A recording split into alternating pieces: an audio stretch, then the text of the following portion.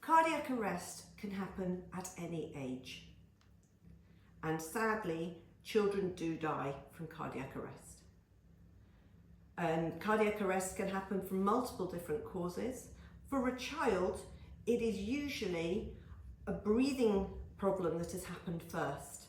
And lack of oxygen to the brain is actually a reversible cause of cardiac arrest.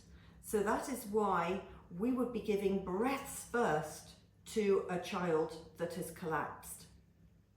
So if you find somebody that is unresponsive, you're going to come in, you're going to check for danger. Check for danger really, as well as being aware of what's going on around you. It's about giving yourself time to take a deep breath and clear your head and make sure you are going to do the best thing for this child in a very scary situation.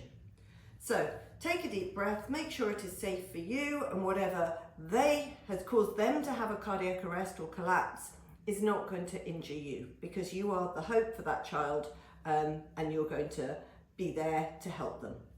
So you check for danger, you're then going to check for response. So you speak to them and you touch them.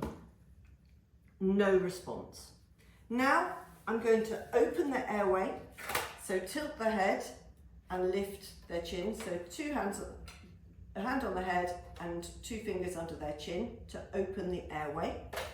So two fingers here, one hand here, and I'm opening their airway. And then I'm going to look, listen and feel to see if they are breathing normally.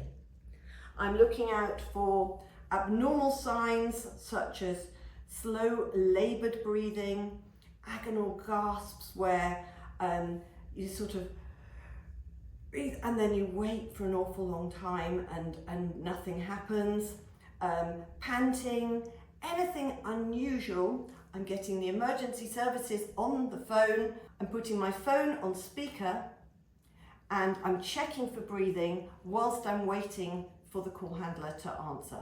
Okay, so if they are unresponsive and breathing normally, I am going to be rolling them into the recovery position to protect their airway, unless I'm very concerned that they may have had a serious spinal injury.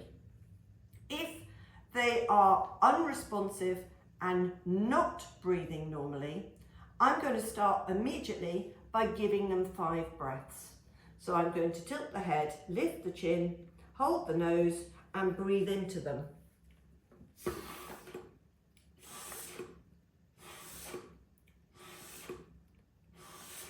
Giving 5 breaths. And then I'm going to be pushing down, centre of the chest.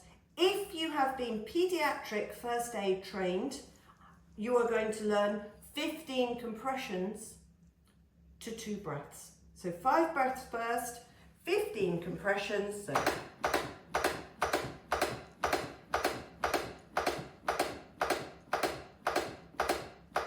and back to 2 breaths, okay? And then I give 2 breaths and then be back to 15 compressions again, okay? I would be calling for a defibrillator.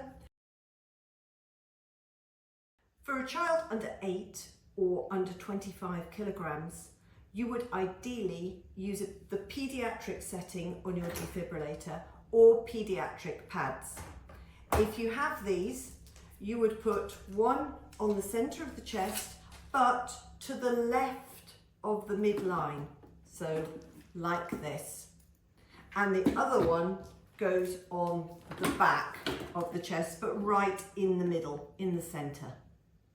If you haven't got access to a paediatric pads or a paediatric setting on your defibrillator, you can use adult pads, and you would put, again, one on the front and one on the back. Adult pads tend to be much bigger and you may not have room to put it to the left of center. If you can though, that is what you would do, to the left of center on the front and in the middle on the back. When you're classifying children, they are classified as 0 to 1 for a baby, 1 to 12 for a child, and 12 to 18 or 13 to 18. It's a grey area around that puberty time for an adolescent or as an adolescent. So an adolescent will have the adult CPR positioning of the pads, providing they're post-puberty, but they will still have 5 breaths first when you are giving compressions and breaths. So for any paediatric, so that's anyone under the age of 18, you will start with 5 breaths, 15 compressions if you've been paediatric trained, to 2 breaths. So 5 breaths first, 15 to 2, 15 to 2.